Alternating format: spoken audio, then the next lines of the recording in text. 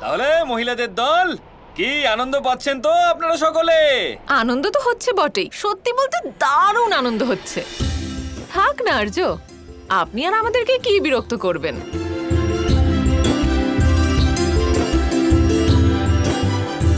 কৃষ্ণ, দেখো সবাই কত প্রসন্ন, আর তুমি কি না মুখ ভার করে দাঁড়িয়ে। এবার তো হাসো, সবাই কত উপভোগ করছে দোল। আমি তখন থেকে কিছু একটা বোঝানোর চেষ্টা করছি, কোনো একটা কারণে করছি, কিন্তু কেউ বুঝতেই চাইছে না।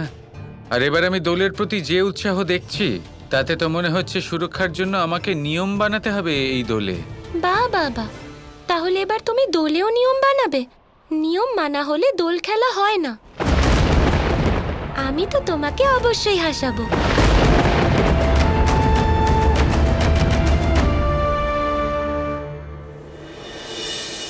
রাধা, রেবতী বৌদি আর আপনাদের সকল সখীগণ, আপনাদের সবাইকে আমি এটা বলতে চাই যে দ্বারকার সমস্ত ব্যবসায়ী যারা আপনার সামনে এখানে দাঁড়িয়ে রয়েছেন, ওনারা আপনাদের ব্যবহার সম্পর্কে অসন্তোষ প্রকাশ করেছেন। ওনাদের বক্তব্য হলো এটাই যে দোলের প্রতি অতি উৎসাহের বশে যে আচরণ আপনারা সকলে প্রদর্শন করেছেন, তাতে এই ব্যবসায়ীদের অত্যন্ত ক্ষতি হয়েছে। আপনি ব্যবসায়ীদের অসন্তুষ্ট উপলব্ধি করেছেন, কিন্তু আমরাও ব্যবসায়ীদের ব্যবহারে অসন্তুষ্ট হয়েছি। আপনি কি জানতে চাইবেন না কারণটা? অবশ্যই জানতে চাইব। এমন কি করেছেন দ্বারকার ব্যবসায়ীরা যাতে আপনাদের ক্ষতি হয়েছে? ক্ষতি তো হয়েছে। আমরা সবাই দোল খেলতে চাই, কিন্তু ওই ব্যবসায়ীরা আমাদের সাথে দোল খেলছেই না। কিন্তু কৃষ্ণ, এইবার আমরা ব্যবসায়ীদের কোনো রকম ক্ষতি করিনি। বরং যখন আমরা হাট থেকে ফিরছিলাম, তখন পুরুষদের এই দল ভীষণ উৎপাত করছিল। তাই আপনার যা কিছু বলার আপনি এই পুরুষদের বলুন। অবশ্যই রেবতী বৌদি, আমিও নিশ্চিত রূপে ওনাদের সাথে কথা বলতাম যদি ত্রুটি ওনাদের হতো, কিন্তু এমনটা নয়, সেই কথা আপনিও খুব ভালো করে জানেন। ভুল আপনাদেরই হয়েছে। আপনাদের মেয়েদের দল মিলে একসাথে এসে এই সকল পুরুষদের, এই সকল ব্যবসায়ীদের এত বিরক্ত করেছেন, এত উৎপাত করেছেন, ওনাদের বাধ্য করেছেন যে ওনারা এসে যেন আপনাদের গায়ে রং দেয়। যদি এইসব না হতো তাহলে আমি নিশ্চিত রূপে এই সমস্ত অভিযোগ ওনাদের ওপর দিতাম, কিন্তু এরকম কিছুই হয়নি। ওনাদের কোনো ভুলই নেই, ওনারা তো নিজের প্রতিশোধ পূরণ করছেন। তাহলে প্রতিশোধ নেওয়া ভালো ব্যাপার। আপনি কি বলেন দাদা? এত কেউ যদি আমাদের উপর আক্রমণ করে, তাহলে আমরা কি শুধু শুধু দেখতে থাকবো? তাই নাকি? ঠিক আছে, আমরা সবাই স্ত্রীরা মিলে আগের থেকেও বড় আক্রমণ করব আপনাদের উপর। সতর্ক থাকবেন দাদা। এবার আপনারা সব পুরুষরা কৃষ্ণের আশ্রয় লাভ করেছেন, কিন্তু আমরা নারীরা প্রমাণ করে দেব যে আমরা অবলা নই। রাধা, এবার আমরা তো কাদার দোল, জলের দোল, রঙের দোল, এমনকি লাঠি মারা দোলও খেলে ফেলেছি সবাই। এবার আর কি কি দোল খেলা বাকি আছে বলো তো? এবার থাক, অনেক হয়েছে। কেউ দোল খেলতে চান না? কেউ কি খেলবে দোল? না না, আমরা খেলবো না। কেউ দোল খেলবে না, আর অনেক হয়েছে। আপনি তো বলশালী পুরুষ, তাহলে লাঠি কাদার রং দেখে এত ভয় পেয়ে গেলেন? এটা তো উচিত নয় দাদা। এখনো তো আপনাদের অনেক বড় দোল খেলা বাকি।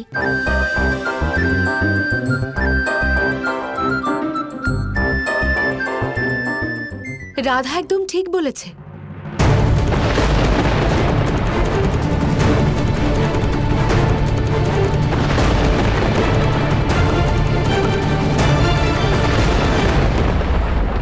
আর আমিও এটাই বলবো যে এইবার দোল আরো বিশাল স্তরে আয়োজিত করতে হবে, কারণ এইবার আমি আর লক্ষণাও দোল খেলবো। আরে বাহ, তার মানে তো আমাদের দলে আরো 2 জন সদস্য বেড়ে গেল। দোলের এই উৎসাহ দেখে আমার মন অত্যন্ত প্রসন্ন হয়েছে, আর আশা করছি যে দোলের সাথেই হোলিকা দহনের পবিত্র অনুষ্ঠানও ততটাই বিশাল স্তরে আয়োজিত করতে হবে। অন্যায়ের সমাপ্তি ঘটায় যে হোলিকা অগ্নি, তাতে যদি আমরা দ্বারকাবাসীরা আমাদের এক একটি নেতিবাচক গুণ আহুতি দিই, তাহলে নিশ্চিত রূপে সমগ্র দ্বারকা থেকে অন্যায় সম্পূর্ণ বিলুপ্ত হবে। যেভাবে ভক্ত প্রহ্লাদের ভক্তি দ্বারা হোলিকা আগুনে পুড়ে গিয়েছিলেন, সেইভাবে আমরাও নিজের সংকল্পের শক্তি দ্বারা নিজের অন্তরের নেতিবাচক সত্তার দহন ঘটাবো। তাহলে তার মানে হলো যে তুমি সম্পূর্ণ দ্বারকার সাথে দোলে অংশ নেবে, তাই না কৃষ্ণ? না রাধা, আমি শুধুই হোলিকা দহনে অংশ নেব, আমি দোল খেলবো না।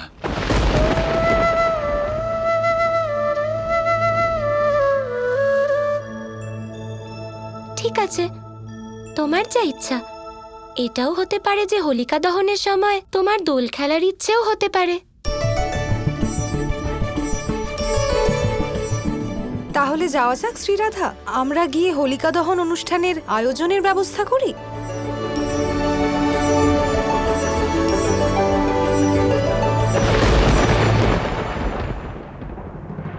যাও রাধা, গিয়ে হোলিকা দহনের আয়োজন করো, কারণ এই দহনে সব থেকে বড় আহুতি তো তোমাকেই দিতে হবে।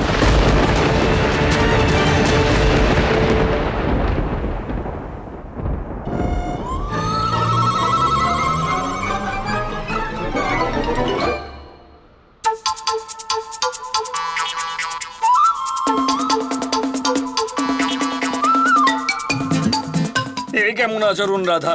এইভাবে একলা মানুষকে তোমরা সমস্ত মহিলারা মিলে ঘিরে ধরে প্রতারিত কি করে করতে পারো? কাল তো খুব সাহস দেখাচ্ছিলেন, আমাদের সবার থেকে প্রতিশোধ নেওয়ার কথা বলছিলেন।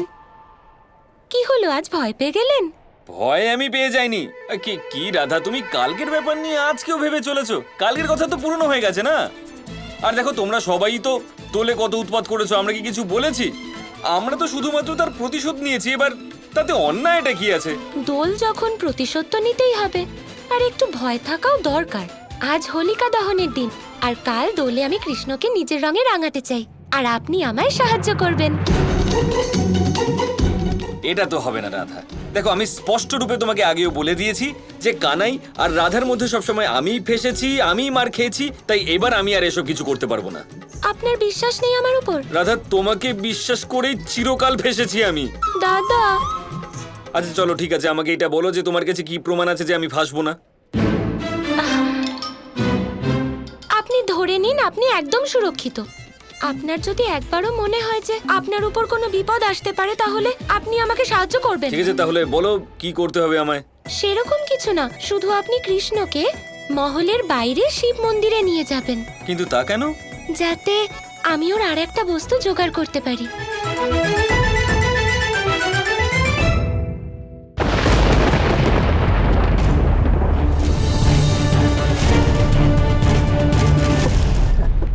শাম্ভু, তুমি নিজে এত পরিশ্রম কেন করছো বলো তো? আমাদের তো অনেক সেবক আছেন, তো ওরা ব্যবস্থা করে দেবে। আমি তো শুধু দ্বারকাধীশের আদেশ পালন করছি। উনি বলেছেন যে এই বছর যেন অত্যন্ত দিব্য হোলিকা দহন হয়।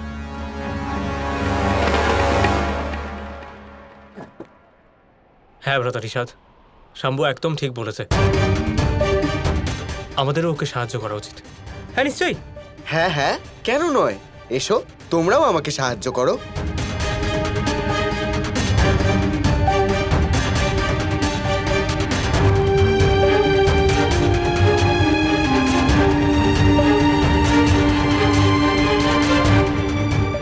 হোলিকা দহনের ব্যবস্থা এবার হয়ে গেছে। এই হোলিকাতে প্রত্যেক দ্বারকাবাসীকে নিজের এক একটা নেতিবাচক গুণ দহন করতে হবে। কিন্তু শাম্ভু, মনে হচ্ছে যে তুমি নিজের অহংকার দহন করে দিয়েছো এবার। হ্যাঁ ভ্রাতা নিষাদ, আপনি সত্য বলেছেন। আমি এই দিব্য হোলিকাতে খুব বিশেষ একটা জিনিস আহুতি দিতে চলেছি। বিশেষ আহুতি? কিন্তু কেমন বিশেষ আহুতি শাম্ভু? সময়ের সাথে তুমি সবকিছু জানতে পেরে যাবে।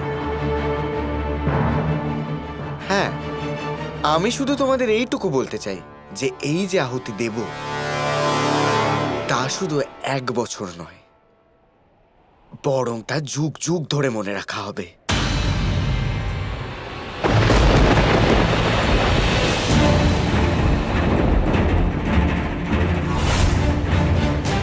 যাকে এনারা হোলিকা বলে মনে করছেন, আসলে তা হলো রাধা আর বাবার প্রেমের চিতা। তারপর দেখো কিভাবে বাবা আর রাধার প্রেম ভস্ম হয়ে যাবে।